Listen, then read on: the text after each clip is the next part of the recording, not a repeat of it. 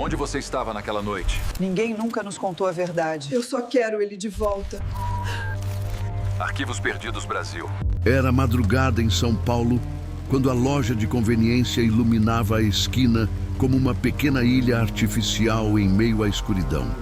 Do lado de fora, o vento soprava partículas de poeira que se acumulavam no asfalto úmido, enquanto o letreiro vibrava com falhas intermitentes, espalhando um brilho indeciso sobre o vidro da fachada. Lá dentro, o ar-condicionado emitia um ruído contínuo e a ciclagem das câmeras formava um ritmo hipnótico, quase como uma respiração mecânica. O segurança permanecia atento diante do monitor, observando cada corredor e cada ângulo com uma concentração que não se espera de alguém acostumado ao turno mais solitário da noite. Ele não estava entediado, tampouco distraído. Parecia inquieto, uma inquietação silenciosa, pesada, que se refletia no gesto de inclinar o rosto em direção ao visor, como se pressentisse algo que ainda não tinha forma. Às 03h17, o primeiro sinal surgiu de maneira tão sutil que poderia ter sido ignorado. O monitor apresentou uma interferência fina, quase transparente, e um pequeno estalo atravessou o áudio. A expressão do segurança mudou. Ele aproximou o corpo do balcão e observou a porta automática, que tremeu levemente, como se algo ou alguém do lado de fora tivesse tentado empurrá-la sem força suficiente para acioná-la. Não havia vento, não havia movimento, não havia qualquer motivo para o sensor reagir. A gravação continuou por mais alguns segundos, até que o monitor congelou. Não houve queda de energia, nem transição gradual, apenas um corte abrupto, como se o tempo tivesse sido arrancado daquela sequência. Quando a imagem retornou, não havia mais ninguém dentro da loja. As prateleiras continuavam intactas. O balcão estava no mesmo lugar. O monitor exibia o ambiente com a naturalidade de quem nunca viu nada estranho acontecer ali. Mas o segurança havia desaparecido completamente, sem registro de saída, sem som de porta abrindo, sem deslocamento de ar. Somente durante a análise quadro a quadro é que o detalhe escondido surgiu. No último frame antes do corte, um reflexo no vidro da geladeira revelava a silhueta de alguém atrás do segurança. Não era possível identificar o rosto, apenas a presença. E no frame seguinte, nem o reflexo e nem o segurança estavam mais ali. A equipe técnica concluiu: o vídeo não falhou. Foi editado. Se alguém pode desaparecer diante da única câmera que deveria provar sua existência, o que mais pode estar sendo apagado sem que o mundo perceba? Se você quer acompanhar cada nova descoberta desse caso e entender o que realmente aconteceu naquela madrugada, continue aqui com a gente. Inscreva-se no canal e ative as notificações para não perder nenhum capítulo dessa investigação. São Paulo, 2010. Uma cidade que nunca dormia, mas que escondia seus segredos na pressa dos passos e no ruído dos motores que riscavam a madrugada. As avenidas iluminadas serviam como artérias pulsantes, conectando bares ainda cheios, ônibus que circulavam com passageiros sonolentos e pequenos comércios que sobreviviam à solidão noturna. Naquele ano, o Brasil atravessava uma onda de expansão tecnológica. Câmeras surgiam em cada esquina, em cada loja, em cada prédio que se orgulhava de oferecer segurança 24 horas. A era da vigilância havia começado, e com ela, a falsa ideia de que tudo que era gravado estava salvo, preservado, intocável.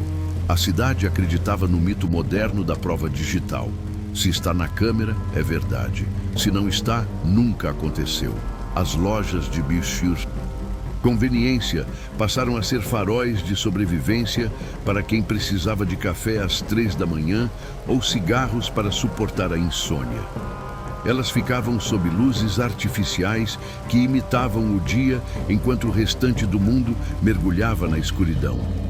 Eram ambientes pequenos, funcionais, sem personalidade, mas com algo peculiar. Tornavam-se palco de histórias que ninguém veria, exceto pelos olhos eletrônicos instalados no teto. A rede de lojas onde o segurança trabalhava havia adotado um sistema interno de gravação obsessivo. Um circuito com múltiplas telas e câmeras posicionadas em ângulos que, teoricamente, impediriam qualquer zona cega. Havia orgulho naquele sistema. Propaganda interna afirmava que nem o vento passa despercebido. Cada funcionário assinava um termo de responsabilidade e cada movimento era registrado em arquivos comprimidos, armazenados inicialmente em discos rígidos fragilizados pelo calor e depois descartados sem critério. Os relatórios da época exaltavam a segurança, mas ignoravam o fato de que o controle excessivo gera outra consequência. Quando tudo pode ser visto, qualquer coisa também pode ser apagada. A tecnologia que deveria provar a verdade também poderia moldá-la. No entorno daquela loja, a madrugada seguia com a mesma rotina de sempre. Caminhões descarregavam bebidas, taxistas conversavam com frentistas, moradores de rua circulavam entre carros estacionados. Ninguém olhava para a câmera da loja. Ninguém imaginava que naquela madrugada específica, ela captaria não apenas um desaparecimento, mas o silêncio perfeito que se instala quando uma verdade é retirada do enquadramento.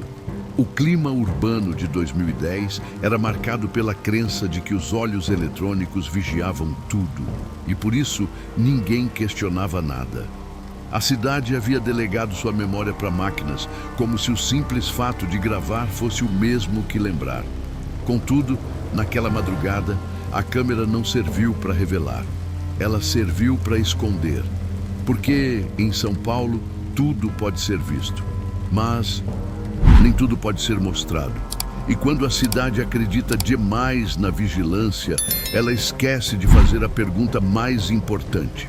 Quem controla aquilo que é registrado? E é exatamente nessa zona nebulosa que entra o homem que desapareceu sem deixar ruído algum. Elias não era o tipo de homem que chamava a atenção em fotografias. Se estivesse em uma sala cheia de pessoas, dificilmente seria notado. Tinha ombros ligeiramente curvados, como quem se acostumou a carregar o peso dos próprios silêncios. Sua aparência discreta era acompanhada de gestos medidos. Falava baixo, nunca interrompia ninguém e raramente participava de conversas que ultrapassassem a superfície da cordialidade. Para muitos, era apenas o segurança da madrugada, mas para os poucos que realmente o observavam, havia nele algo mais profundo, uma espécie de resignação que o acompanhava como sombra permanente. Todo dia, antes de vestir o uniforme, Elias preparava o café forte e, no silêncio de sua cozinha pequena, olhava para um desenho colado na porta da geladeira. Era um rabisco infantil feito com lápis de cor.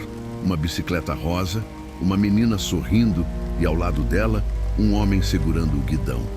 Sua filha, de apenas 7 anos, havia desenhado aquilo como uma promessa. Ele guardava o papel com devoção quase religiosa, como se ali estivesse o mapa que poderia guiá-lo finalmente para longe da vida de horários noturnos, frieza de vitrines e câmeras vigilantes. Trabalhar na madrugada era o tipo de serviço que ninguém queria, mas ele aceitava sem reclamar, porque precisava juntar cada centavo. Os colegas diziam que Elias era confiável, nunca faltava, nunca chegava atrasado. Porém, havia algo nele que intrigava. Apesar de estar cercado por telas e monitores, parecia viver em outro lugar, como se sua mente vagasse constantemente entre corredores invisíveis. Alguns afirmavam que ele observava demais. Outros comentavam em voz baixa que os olhos dele tinham o hábito de seguir movimentos que ninguém mais notava, como se percebesse presenças apenas percebidas por dispositivos eletrônicos. Era o tipo de homem que enxergava o que os outros ignoravam.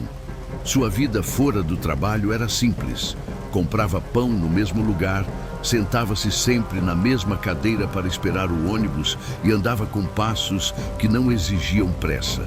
Quando estava com a filha, porém, tornava-se outra pessoa. O sorriso tímido surgia, sua voz ganhava calor e ele lembrava que ainda existia algo no mundo que dependia dele. Não era o salário, não era a rotina, era ela. No último fim de semana, antes do desaparecimento, ele havia prometido que assim que recebesse o pagamento, compraria a tão sonhada bicicleta. A menina respondeu com uma frase que ecoaria depois como ferida aberta. Se você não voltar, eu espero. Elias apenas sorriu, acreditando que seria impossível não voltar, acreditando que tudo estava sob controle. Naquela madrugada específica, porém, algo mudou. Um colega jurou tê-lo visto antes de entrar no turno, parado no estacionamento, encarando o céu nublado, como se buscasse respostas em um ponto que só ele conseguia enxergar. Quando questionado se estava bem, Elias apenas respondeu: às vezes a gente percebe coisas que não deveria perceber. Nenhum deles compreendeu o sentido daquela frase e também não insistiram. Afinal, na rotina dura dos noturnos, cada um guarda seus segredos. Quando Elias entrou na loja naquela noite, não levou lanche, não levou casaco e não levou nenhum objeto pessoal. Apenas o uniforme e o olhar atento de quem sabia que estava entrando não apenas em mais um turno, mas em um território onde algo invisível já o esperava. Porque naquela madrugada, o silêncio que envolvia a loja não era comum. Era um silêncio que parecia observar. E quando o silêncio observa, ele escolhe o momento exato para atacar. É justamente aqui que começa a noite em que ele desapareceu. A madrugada se estendia como uma cicatriz na cidade. Às 22h58, Elias chegou para o turno.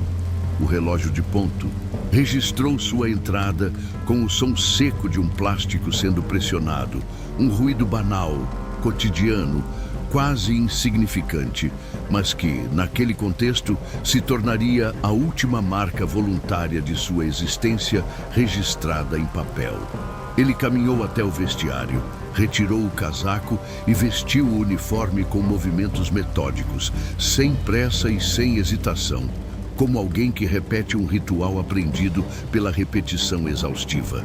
Depois, ajustou a pulseira do relógio no pulso esquerdo, respirou fundo e atravessou o corredor curto que o separava da área de atendimento.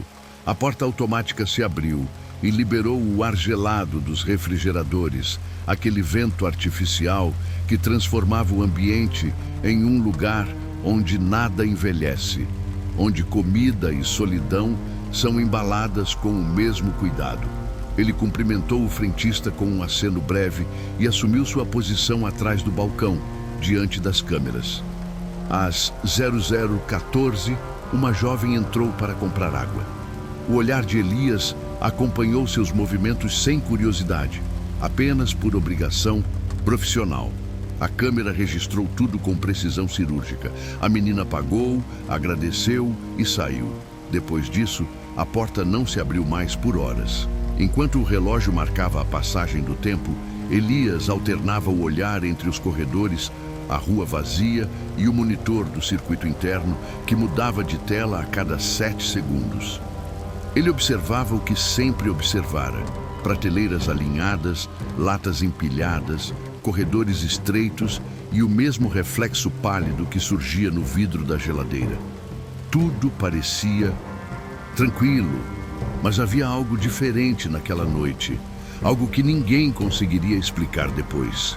Elias encostou uma das mãos no balcão, como se precisasse sentir o chão para lembrar que ainda estava ali, e respirou de forma lenta, deliberada. Às 01h59, uma rajada de vento atravessou o estacionamento, balançando o papel que prendia os preços na bomba de combustível. Contudo, ninguém passou. Não havia carros, Não havia clientes, não havia ruídos, só aquela sensação densa e límpida, como a espera antes de uma tempestade. Elias olhou para o monitor novamente e percebeu um atraso estranho na rolagem das câmeras. Antes, os cortes eram precisos, agora havia microtravamentos, pequenos atrasos, fragmentos de segundos em que a imagem congelava, retornava e congelava outra vez. Como se algo estivesse interferindo na gravação, não fisicamente, mas do lado de dentro do próprio sistema. Ele aproximou o rosto da tela. Havia um movimento imperceptível no canto do corredor 3. Uma sombra cuja forma não poderia ser definida. Ele recuou e tocou o teclado, alternando manualmente entre as câmeras. A sombra desapareceu. Às 03h11, Elias caminhou até a porta automática, colocou-se diante dela e observou o vazio da rua, como se esperasse alguém se revelar a qualquer momento. Nenhuma folha se mexia, nenhum carro passava, nenhuma pessoa atravessava a calçada. O evento mais banal do mundo, a ausência, tornava-se agora insuportável. Quando voltou ao balcão, apoiou as duas mãos na superfície e permaneceu imóvel, olhando para o monitor, completamente imóvel, como se tivesse parado de respirar. Às 03h17, seu corpo estremeceu levemente. Ele aproximou o rosto da tela como se estivesse tentando decifrar algo no reflexo.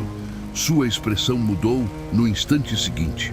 Os olhos dilataram. Não há áudio na gravação, mas é possível imaginar o ar preso na garganta, a pele arrepiando, um reconhecimento súbito de que algo estava errado. Ele dá um passo para trás. A luz do freezer reflete no vidro uma silhueta indefinida atrás dele. A imagem corta. 9 segundos desaparecem. E quando a gravação retorna, Elias não está mais na loja. Não há deslocamento de ar. Não há abertura de porta. Não há falha elétrica.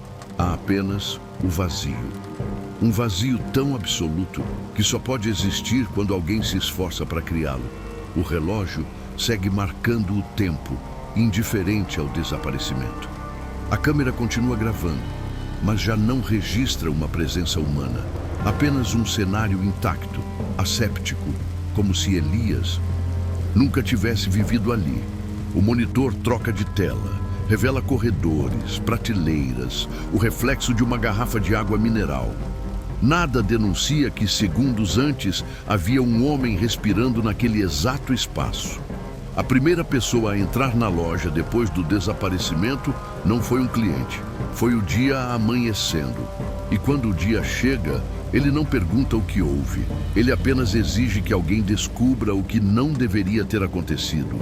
A madrugada avançava com a lentidão de um relógio cansado quando Elias iniciou seu turno. Às 22h58, o registro de ponto marcou sua entrada com um ruído seco e ele seguiu até o vestiário com passos precisos, vestindo o uniforme de forma quase ritualística. Ajustou o relógio no pulso, respirou durante alguns segundos e atravessou o corredor curto até o balcão de vigilância. A porta automática abriu e o ar gelado dos refrigeradores tocou seu rosto, criando aquela sensação típica de ambientes onde nada envelhece.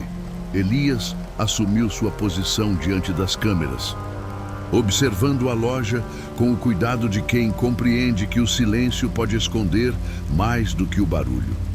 Às 00h14, uma jovem entrou, comprou água e saiu. Depois disso, ninguém mais atravessou a porta. As câmeras registraram prateleiras alinhadas, corredores estreitos e um reflexo constante no vidro da geladeira. Elias seguia atento, alternando o olhar entre a tela e o estacionamento vazio, enquanto apoiava a mão no balcão, como se precisasse sentir um ponto fixo para permanecer presente naquela monotonia inquietante. Às 01h59, o vento balançou um papel na bomba de combustível, mas nenhum carro passou. Era como se a cidade tivesse sido anestesiada. Com o passar do tempo, um comportamento estranho começou a surgir no sistema. Microtravamentos entre um corte e outro.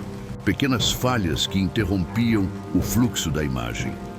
Elias se aproximou da tela e percebeu um movimento indefinido no corredor 3.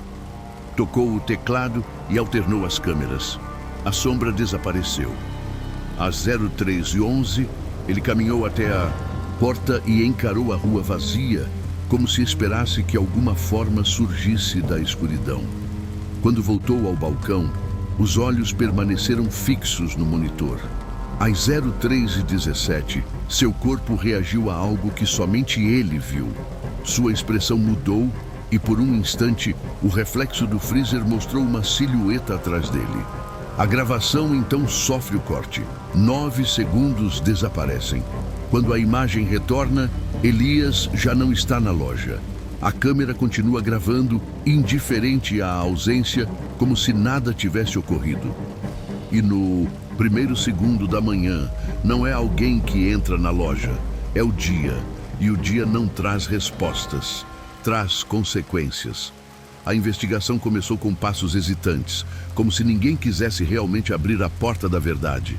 Às 09h40 daquela mesma manhã, o delegado responsável pelo distrito recebeu o chamado com a expressão desgastada de quem já havia visto dezenas de casos que não levavam a lugar nenhum. Para ele, desaparecimentos eram quase sempre classificados como voluntários, um termo frio e conveniente que eliminava a necessidade de aprofundar perguntas incômodas. Quando chegou à loja, caminhou devagar entre as prateleiras, observando o ambiente com um olhar não investigativo, mas burocrático. Parecia mais interessado em encontrar uma justificativa rápida do que em encarar a complexidade de algo que não fazia sentido. Ele se aproximou do balcão e pediu ao gerente acesso ao sistema de câmeras. Enquanto o vídeo era carregado, Elias continuava invisível, presente apenas através de registros fragmentados e silêncios digitais. Quando o trecho crítico surgiu na tela, o delegado franziu a testa, porém não demonstrou surpresa. A gravação mostrava o monitor alternando as câmeras, a postura alerta de Elias, o instante em que ele recua, a imagem cortando subitamente e, ao voltar, o vazio. O delegado recuou na cadeira, passou a mão na nuca e disse com tom indiferente: "Isso deve ser falha no sistema, deve ter travado." O gerente insistiu para que o trecho fosse analisado quadro a quadro. Ao fazer isso, o delegado percebeu algo que o deixou desconfortável. Não havia transição entre os frames. Não havia perda gradual de imagem. Não havia pixels corrompidos. Era um corte limpo, preciso, cirúrgico. Um salto temporal de 9 segundos em que a realidade parecia ter sido apagada. O delegado tentou disfarçar a inquietação, mas a repetição da cena revelava um fato impossível de ignorar. Se fosse falha técnica, haveria distorções, haveria ruído visual, haveria rastros. Ali, não havia rastros. A loja foi então submetida a uma perícia superficial. Os agentes usaram uma lanterna para verificar portas, trincos e janelas, passando por cada corredor como quem cumpre protocolo, e não como quem busca respostas. Um dos policiais anotou o óbvio: nenhum sinal de arrombamento. Outro registrou: não há objetos fora do lugar. No final da visita, o delegado concluiu que não havia indícios de crime. A investigação, ainda no primeiro dia, já escorregava para o arquivamento precoce. Foi o técnico de TI da rede de lojas quem trouxe a primeira fissura no discurso oficial. Chamado para extrair o vídeo bruto, ele analisou o arquivo original e percebeu que o corte não tinha características de erro. Ao contrário, a edição havia sido feita dentro do próprio sistema interno, com senha administrativa. Ele chamou o gerente e sussurrou, quase com receio de ser ouvido: "Isso aqui não é defeito. Alguém mexeu. Alguém apagou." O gerente empalideceu. Quem teria acesso a esse nível de manipulação? apenas supervisores regionais ou técnicos corporativos, não um funcionário comum. Enquanto isso, a família de Elias tentava registrar o boletim de ocorrência, mas enfrentou a barreira mais cruel do sistema: burocracia e descrença. A irmã ouviu do atendente que homens adultos têm o direito de desaparecer se quiserem. A filha perguntou se o pai voltaria. A mãe respondeu que sim, mesmo sem ter certeza. O boletim foi registrado, mas o desaparecimento foi inicialmente classificado como abandono do posto de trabalho. A edição do vídeo não constava no relatório policial. Nenhuma menção ao reflexo estranho atrás de Elias, nenhum registro de que ele não saiu pela porta. A investigação oficial escolheu o caminho mais confortável. Se não havia crime visível, não valia a pena procurar um crime invisível. Caso encerrado antes mesmo de ser iniciado. Mas a verdade, quando tenta ser enterrada, produz rachaduras. E uma dessas rachaduras surge quando surgem as versões. Versões que não combinam. Versões que ninguém consegue sustentar por muito tempo. Porque quando as versões começam a se contradizer, elas revelam algo mais perigoso do que o mistério. Revelam quem está tentando escondê-lo. Quando a investigação oficial se afastou do caso e o desaparecimento de Elias foi tratado como abandono de posto, abriu-se o espaço perfeito para que versões conflitantes surgissem com a força de verdades incontestáveis. Rumores prosperam quando a ausência de respostas se torna maior do que o fato propriamente dito, e cada pessoa que esteve perto daquela loja na madrugada do desaparecimento carregava uma interpretação incompleta, moldada por medo, culpa ou conveniência. O frentista do posto vizinho afirmou ter visto Elias parado diante da porta automática alguns minutos antes de sumir, olhando para a rua com uma atenção que ultrapassava a simples vigilância. Ele descreveu a cena com estranheza, dizendo que o segurança parecia escutar algo que não estava presente no espaço visível, como se aguardasse um chamado silencioso vindo de um ponto específico da escuridão. Dias depois, quando foi pressionado a repetir a história, recuou e alegou cansaço, como se o próprio medo tivesse apagado a lembrança original. Em seguida, surgiu a declaração de um caminhoneiro que disse ter visto uma caminhonete branca estacionada atrás da loja no horário exato do corte da gravação. O motor estava ligado, havia 2 pessoas dentro do veículo e nenhum farol aceso, mas as câmeras externas da loja não registraram absolutamente nada. A ausência de imagens levantou a suspeita de que alguém teria selecionado o que deveria ou não permanecer arquivado. A família de Elias trouxe outra peça perturbadora ao quebra-cabeça quando revelou que semanas antes de desaparecer, ele reclamara com um superior sobre cortes inexplicáveis em gravações antigas do circuito interno. O supervisor respondeu que, naquele lugar, cada pessoa via apenas o que deveria ver, uma frase que passou despercebida até ganhar um novo significado depois que Elias sumiu. Então, a irmã do segurança trouxe a última revelação.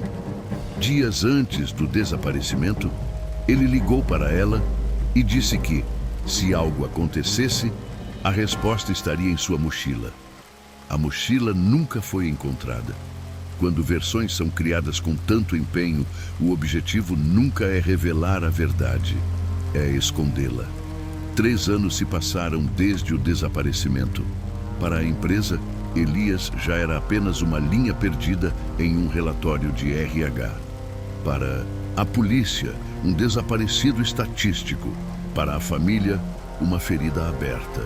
A loja havia sido reformada, as prateleiras reorganizadas, o layout atualizado.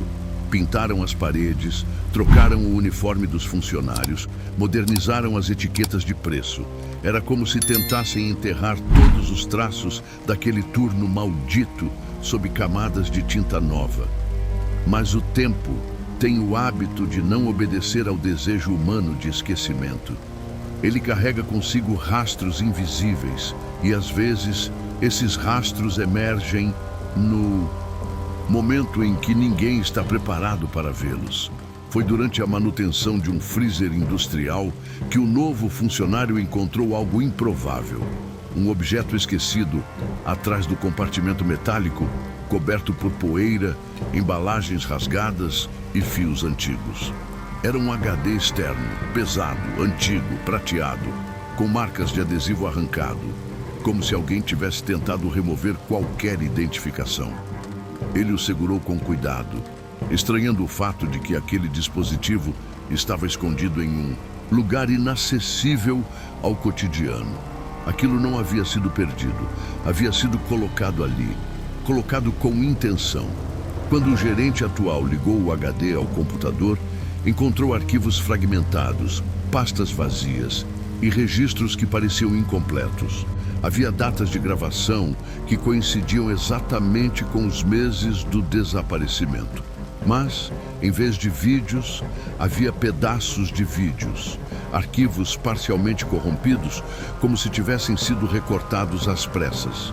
O técnico de TI da unidade, intrigado, insistiu em recuperar o conteúdo. Levou o HD para a análise, acreditando que, com as ferramentas certas, conseguiria restaurar algo. Ele conseguiu. Dentro do HD, não havia a gravação completa. Não havia o desaparecimento. Não havia o registro contínuo. O que existia era algo mais perturbador. Frames soltos, imagens desconectadas, fotogramas que não deveriam existir. Enquanto analisava o conteúdo, o técnico percebeu que nos 9 segundos que haviam sido cortados do vídeo oficial, existiam capturas de tela armazenadas em arquivos separados. Não eram vídeos, eram imagens fixas, como se o sistema tivesse sido programado para salvar apenas fragmentos da realidade. Em um desses frames, Elias aparece de costas, olhando para o monitor. Em outro, a câmera registra o reflexo no vidro, uma figura posicionada atrás dele, próxima demais, como se estivesse prestes a tocá-lo. A silhueta não é nítida, não tem rosto, não tem contorno definido, é apenas presença. E em um último frame, antes da escuridão total, algo ainda mais impossível. Elias não está mais de pé. A imagem captura apenas o balcão vazio, como se o corpo tivesse sido removido enquanto o sistema pausava a realidade entre um frame e outro. O técnico, assustado, levou o HD ao gerente. No dia seguinte, o HD desapareceu. Nenhum funcionário admitiu tê-lo removido. Nenhuma câmera registrou sua retirada. Nenhum registro administrativo foi feito. Era como se o próprio HD tivesse se tornado objeto do mesmo fenômeno que acompanhou o desaparecimento de Elias. Algo existe, é visto, é comprovado e depois deixa de existir. Aquela descoberta silenciosa provava uma única coisa. Alguém estava apagando, peça por peça, a última prova de que Elias realmente esteve ali. E quando provas começam a desaparecer, o que resta não é o esquecimento, é o silêncio fabricado. Mas, com ou sem provas, o tempo tem memória própria. E aquilo que tentam apagar, volta. No próximo movimento, não será a loja que falará, será o esquecimento. O silêncio nunca chega de repente. Ele começa sutil, infiltrando-se pelas frestas como um vapor que ninguém vê, mas que aos poucos ocupa todo o ar. Depois da descoberta do HD e de seu desaparecimento tão conveniente quanto perturbador, a loja retomou sua rotina com rapidez assustadora, quase como se o próprio ambiente tivesse sido instruído a fingir que nada havia acontecido ali. Funcionários antigos foram transferidos para outras unidades sem explicação formal. O supervisor regional que acompanhou os primeiros dias da investigação pediu demissão e nunca mais foi localizado pelos poucos colegas que tentaram contato. A loja mudou de proprietário e com o novo contrato de concessão, tudo o que fazia parte da gestão anterior foi descartado como material inútil. Papéis, relatórios, sistemas, arquivos de gravação. Tudo o que possuía qualquer vínculo com o caso desapareceu em silêncio administrativo. Na delegacia, o inquérito foi arquivado sob a justificativa seca de ausência de elementos que indiquem crime. As 3 páginas do relatório resumiam meses de angústia em parágrafos burocráticos, sem qualquer referência ao corte da gravação, ao HD encontrado, à caminhonete branca ou à silhueta refletida no vidro. A família tentou reabrir o caso, mas foi informada de que não havia novidades a investigar. A mãe de Elias, já exausta, passou a visitar a delegacia com menos frequência, até parar de ir. A filha crescia sem respostas e a polícia parecia satisfeita em não buscá-las. O desaparecimento tornara-se oficialmente inexistente. O silêncio transformou o caso em poeira. Documentos sumiram. O número do processo deixou de constar no sistema digital por erro de indexação. Quando a irmã de Elias solicitou uma cópia física, recebeu apenas uma ficha pálida, amarelada, com o nome dele quase ilegível e um carimbo frio, quase ofensivo, arquivado. Era como se com uma palavra tivessem apagado não apenas o homem, mas todo o universo de perguntas que ele representava. Nada ali era acidental, nada era esquecimento inocente. Era silêncio produzido, cuidadosamente mantido, como um lacre colocado sobre a verdade para evitar que ela respirasse. A loja continuou vendendo bebidas, cigarros e café para motoristas insones. Nenhum deles sabia que em um turno de madrugada, um homem havia sumido bem ali, sem deixar rastros. Nenhum imaginava que entre os corredores iluminados demais, havia um espaço vazio onde a realidade falhou. O silêncio permaneceu como um acordo tácito entre todos os que sabiam demais. Até o dia em que alguém, fora da loja, decidiu quebrá-lo. Porque o tempo pode apagar registros, mas não consegue silenciar para sempre aquilo que insiste em voltar. Durante anos, o desaparecimento de Elias permaneceu enterrado em uma gaveta policial, identificado apenas pela sigla que define um destino burocrático. ARQ, arquivado. Nada mais, nenhum movimento, nenhum esforço para entender o que realmente aconteceu. Até que, em 2024, uma jornalista independente chamada Carolina Menezes decidiu investigar casos de desaparecimentos ocorridos em ambientes monitorados por câmeras de segurança. Ela não representava nenhum grande veículo de imprensa. Não havia patrocinadores. Apenas uma obstinação alimentada pelo incômodo de ver histórias engolidas pelo silêncio. Em uma madrugada de pesquisa, encontrou uma ficha quase ilegível com o nome de Elias e a indicação de que o caso fora encerrado em 2010. Um detalhe no canto da página chamou sua atenção. O nome da rede de lojas envolvida em outra matéria que ela investigava por falhas graves de segurança. Carolina pediu o acesso aos documentos oficiais, mas recebeu cópias incompletas, sem anexos, sem testemunhos, sem registro de vídeo. Quanto mais ela buscava, mais percebia que algo havia sido removido com cuidado. Encontrou, em um documento vazado de forma anônima, a informação de uma suposta perda acidental de gravações, ocorrida justamente no dia do desaparecimento. Coincidência acendeu o primeiro alerta. Ela viajou até o endereço da antiga loja. O local estava remodelado, com fachada nova e funcionários que desconheciam a história. Porém, ao conversar com um frentista que trabalhava ali na época, ele confirmou que lembrava da cena. Elias diante da porta automática, parado, como se aguardasse alguém. Quando Carolina perguntou sobre veículos estranhos no local, ele hesitou, olhou para os lados e sussurrou que lembrava de uma caminhonete branca com motor ligado e faróis apagados. Dias após o desaparecimento, esse frentista recebeu telefonemas anônimos pedindo que parasse de comentar. Seu depoimento foi registrado como confusão causada por cansaço. Ao cruzar dados com outros desaparecimentos, Carolina encontrou 2 casos idênticos em unidades diferentes da mesma rede. Em todos eles, havia cortes de segundos nas gravações. Em todos, as portas não registraram saída. Em todos, os inquéritos foram arquivados. Um ex-funcionário da área de tecnologia revelou então a existência de um sistema de gravação paralelo, inacessível aos gerentes. Quando Carolina confrontou um ex-supervisor, ouviu a frase que mudou tudo. Certas gravações não podem existir por muito tempo. Nesse momento, ela entendeu. Elias não desapareceu por acaso. Ele foi apagado. Há algo profundamente perturbador na forma como a sociedade reage a desaparecimentos.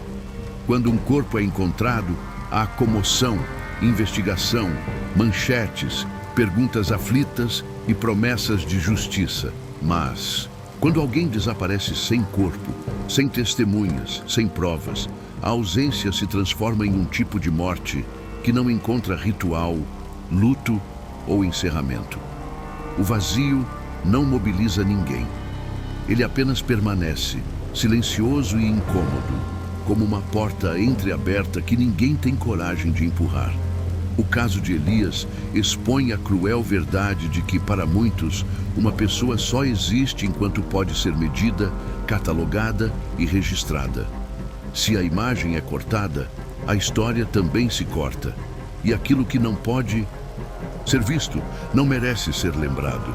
Vivemos em uma era que idolatra as câmeras como portais de verdade absoluta.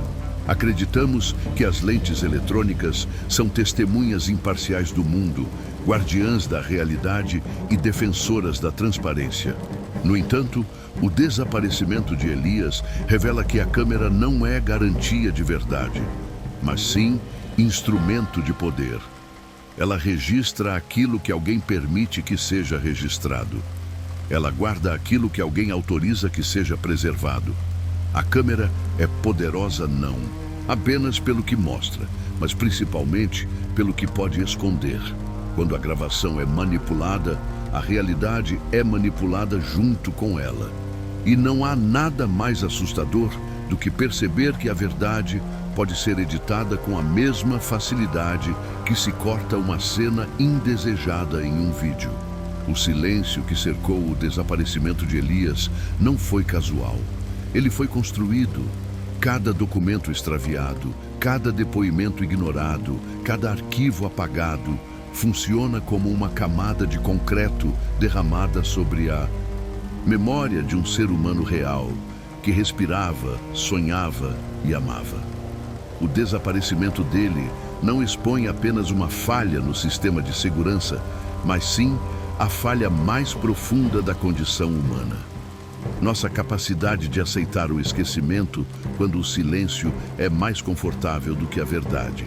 Quando alguém é apagado de uma gravação, o que está sendo eliminado não é apenas a imagem, é a existência. E essa revelação nos conduz a um último ponto, onde o silêncio não pode mais esconder aquilo que insiste em retornar. Há casos que não se fecham mesmo quando o sistema insiste em arquivá-los. Histórias que permanecem suspensas no ar, como poeira que se recusa a assentar. O desaparecimento de Elias não termina porque não foi explicado. Ele permanece porque ninguém permitiu que fosse visto por inteiro. A verdade foi fragmentada, reduzida a pedaços de arquivos, convertida em silêncio administrativo e guardada sob camadas de indiferença. O que resta não é a resposta, mas o eco de uma pergunta que continua reverberando muito depois da última imagem da câmera. Como alguém desaparece diante de uma máquina criada para impedir que pessoas desapareçam? Elias não atravessou uma porta. Ele foi apagado de uma narrativa. Quando tentaram enterrar o caso, talvez acreditassem que o silêncio seria profundo o suficiente para sufocar qualquer lembrança. Mas a memória tem uma força que não obedece a protocolos. Ela busca frestas. Ela retorna pelas mãos de quem não aceita o esquecimento como desfecho. Por isso, o simples fato de você ter assistido a esta história significa que o projeto de apagamento falhou. Por mais que tenham tentado ocultar registros, suprimir documentos e silenciar testemunhas, algo sempre resiste. A verdade é teimosa. Ela insiste em ser encontrada mesmo quando é desmontada peça por peça. Elias desapareceu em um corredor iluminado por luz fluorescente. A câmera estava ali, o sistema estava ativado, os sensores estavam funcionando e ainda assim ele sumiu. Isso nos obriga a encarar um medo que tentamos evitar. A sensação de que as tecnologias que prometem segurança podem ser usadas para controlar não apenas o que vemos, mas o que acreditamos ter acontecido. Se uma gravação pode ser editada, então uma vida pode ser apagada sem deixar ruído. E nesse ponto, compreendemos o mais perturbador. A verdade não está mais no que a câmera registra, mas no que alguém permite que permaneça registrado. Elias não teve direito a um encerramento. Sua história não recebeu resposta. Conclusão, nem justiça. Mas histórias não morrem enquanto alguém continua procurando por elas. Enquanto existir uma pergunta, existe uma possibilidade de retorno. E enquanto existir uma pessoa disposta a olhar para aquilo que tentaram esconder, existe uma chance de que a verdade finalmente respire. Aqui, a câmera pode ter sido manipulada, mas a memória, não. Você acaba de assistir mais um capítulo dos Arquivos Perdidos. Um lugar onde histórias que tentaram enterrar encontram espaço para existir. Se você acredita que nenhuma história deve ser apagada, que nenhuma vida deveria desaparecer sem respostas e que a verdade merece continuar sendo procurada, inscreva-se. Sua presença mantém essas histórias vivas. Nada silencia mais um segredo do que a luz de quem continua olhando.